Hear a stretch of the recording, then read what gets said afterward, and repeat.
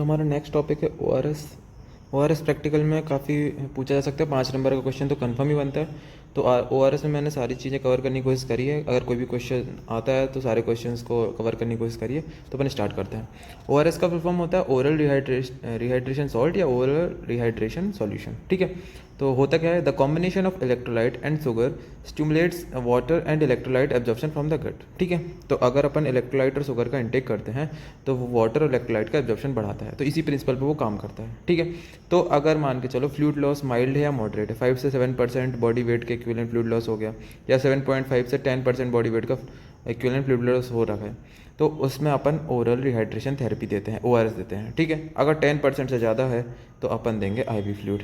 ठीक है, इतना चीज़ समझ में आ गई। ये था इंट्रोडक्शन वाला पार्ट। अब क्या प्रिंसिपल है कंपोजिशन ऑफ ओआरएस बनाने के लिए। सबसे पहला प्रिंसिपल है, इट शुड बी आइसोटोनिक और somewhat hypotonic, that is total osmolality 200 से 310 मिली ऑस्मोल पर लीटर तक होनी चाहिए। मतलब कि जो अपन सॉल्यूशन दे रहे हैं वो या तो आइसोटोनिक हो या थोड़ा हाइपोटोनिक हो, अपने जो अंदर का प्लाज्मा है, अपने बॉडी का जो प्लाज्मा उससे। ठीक है, diarrhoeal fluid approximately isotonic with the plasma which is 290 milli osmol per litre. ठीक है, तो उसके आइसोटोनिक ही होता है जो अपन सॉल्यूशन देते हैं। ठीक है, आइसोटोनिक हो या समवट हाइपोटोनिक हो थोड़ा सा। फिर molar ratio of glucose should be equal और somewhat higher than the sodium. तो जो मोलर रेशियो है सोडियम ग्लूकोज का, वो सोडियम से ज़्यादा हो या इक्वल होना चाहिए। ठीक है, लेकिन 110 से ज़्यादा नहीं होना चाहिए ग्लूकोज का मोलर रेशियो। ठीक है, फिर enough potassium and bicarbonate citrate should be provided to make up the losses in stool. तो इसमें क्या बोल रहा है कि जब डायरिया होता है तो पोटेशियम बाइकार्बोनेट इन सब का लॉस होता है, तो अपन को इसको भी ऐड करना है। ठीक है, तो पोटेशियम को लेकर 15 से 25 मिली मोलर और बाइकार्बोनेट को 8 से 12 मिली मोलर। ठीक है, तभी अपन जब कॉन्स्टिट्यूएंट्स पढ़ेंगे अपन ओआरएस के, तो अपन को और अच्छे से क्लियर होगा। बस इतना याद रखना कि आइसोटोनिक और हाइपोटोनिक होना चाहिए प्लाज्मा से, ग्लूकोज और सोडियम का जो ग्लूकोज है वो हाइयर होना चाहिए या फिर इक्वल होना चाहिए। ठीक है, और इनफ पोटेशियम और सिट्रेट या फिर बाइकार्बोनेट होना चाहिए। ठीक है, फिर ओआरएस का एडवांटेज क्या है। ओआरएस एक तो ईजी टू यूज़ है। ठीक है, ओआरएस देखा होगा, ओआरएस का जो पैकेट आता है पाउडर भरा रहता है, पानी में मिलाओ, मिक्स करो, पी जाओ। ठीक है, कॉस्ट इफेक्टिव है ना, ज़्यादा महंगा नहीं आता। Home counter parts are available, घर पे भी बना सकते हैं अपन, शक्कर नमक और नींबू पानी से अपन सिंपल ओआरएस बना सकते हैं। ठीक है, नीड नो स्टरलाइजेशन। जैसे अपन आईवी फ्लूइड लगाते हैं उसमें स्टरलाइजेशन की जरूरत पड़ती है, इसमें कोई भी स्टरलाइजेशन की जरूरत नहीं है। मोर फिजियोलॉजिकल। ठीक है, अपने बॉडी से ही मतलब वो सॉल्ट को इंक्रीज़ करा रहा है, तो मोर फिजियोलॉजिकल है, अपन ज़्यादा अच्छे से यूज़ कर पाते हैं उसको। ठीक है, फिर new formula of WHO ORS in 2002, a new formula low sodium low glucose ORS was release by the WHO। तो पहले का था एक ओल्डर फॉर्मूला था, अब नया फॉर्मूला रिलीज़ हुआ जो कि बेटर है ना, जो अच्छी ज़्यादा इसका यूटिलाइजेशन ज़्यादा अच्छा है और ज़्यादा फिजियोलॉजिकल है और ज़्यादा अच्छी वो ट्रीटमेंट में काम आ रहा है। ठीक है, तो सबसे पहले NaCl जो है 2.6 है, KCl है 1.5 ग्राम, ट्राइसोडियम सिट्रेट 2.9 ग्राम, ग्लूकोज है 13.5 ग्राम और वाटर अपन लेते 1 लीटर। ठीक है, जो ओल्ड फॉर्मूला था उसमें सोडियम जो था वो NaCl था 3.5 ग्राम था और ग्लूकोज था 20 ग्राम था, इसलिए अपन ने बोला लो सोडियम लो ग्लूकोज, है ना। सोडियम ग्लूकोज घटा दिया तो सोडियम 2.6 कर दिया और ग्लूकोज को 13.5 कर दिया। ठीक है, यहाँ पर ये कंसनट्रेशन दे रखी, सोडियम की 75 मिली मोलर, पोटेशियम की 20 मिली मोलर, क्लोरीन की 65 मिली मोलर, सिट्रेट की 10 मिली मोलर और ग्लूकोज की 75 मिली मोलर। मेन अपन को याद करना है ये कंटेंट। ठीक है, कि NaCl 2.6, KCl 1.5, trisodium citrate 2.9, glucose 13.5 और वाटर 1 लीटर। ठीक है, फिर आते हैं advantage of new over the older formula. जो नया फॉर्मूला है उसकी क्या क्या एडवांटेज है ओल्डर फॉर्मूला। सबसे पहले stool volume is reduced by 20%। जो स्टूल की वॉल्यूम है ना वो 20% से घट जाएगी। और incidence of vomiting reduce by 30%।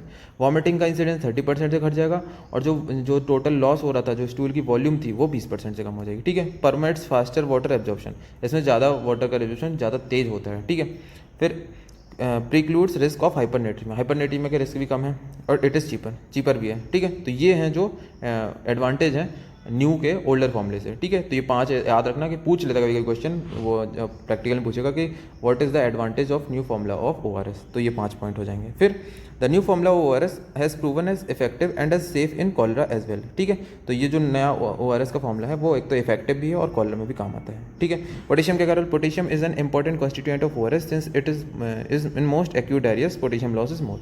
तो पोटेशियम जो लॉस होता है ना डायरिया में, उसको रिप्लेनिश करने के लिए अपन पोटेशियम देते हैं। The base bicarbonate citrate lactate is added to correct acidosis due to alkali loss in stool. तो जो अपन बेस ऐड कर रहे हैं ना, तो जो लॉस होता है एल्कली लॉस होता है स्टूल के साथ, तो अपन वापस से बाहर से बेस दे रहे हैं कि जिसके एल्कलोसिस ना हो, तो वो उसको बैलेंस करने के लिए अपन एसिड बेस बैलेंस बनाए रखने के लिए अपन बेस भी देते हैं।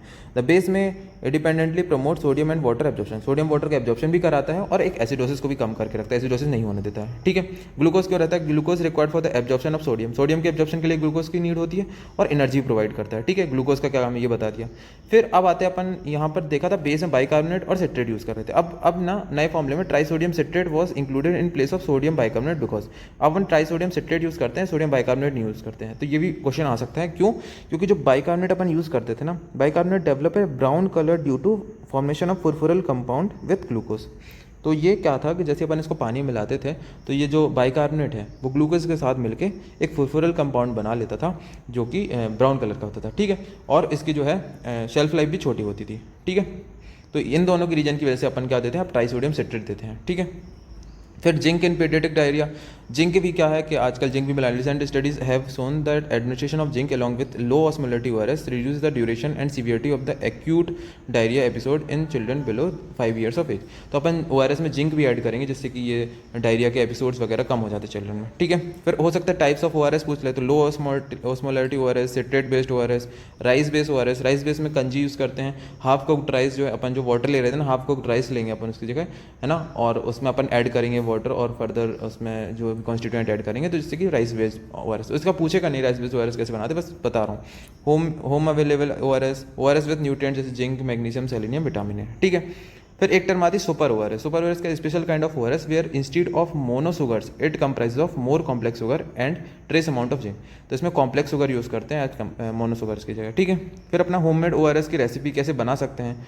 रेसिपी क्या है, making 1 litre of low osmolar ORS solution at home using sugar, salt and H2O। कैसे बना सकते हैं, सबसे पहले अपन 1 लीटर वाटर लेंगे। वाटर अब कैसे 1 लीटर नापेंगे, तो 5 कप ले लेंगे 200 ml के। ठीक है, 5 कप अपन ने वाटर लिए, फिर अपन शुगर ऐड करेंगे 3 टीस्पून।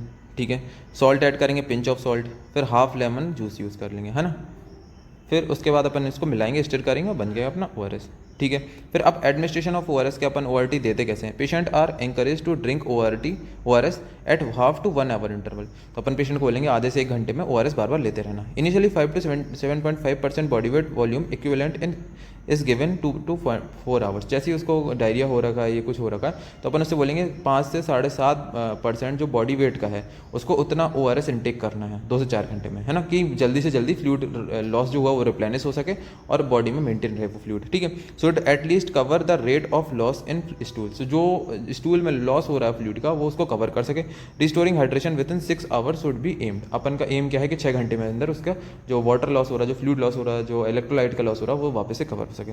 ठीक है, कुछ रूल्स हैं एडमिनिस्ट्रेशन करने के, जैसे चाइल्ड 2 साल से छोटा अगर चिल्ड्रन है तो अपन इसको 1 से 2 टीस्पून एवरी 2 से 3 मिनट में देते रहेंगे। ठीक है, थोड़ा ओल्डर चिल्ड्रन है तो अपन इसको सिप्स देंगे कप पे, है ना, जितनी ज़्यादा हो सके।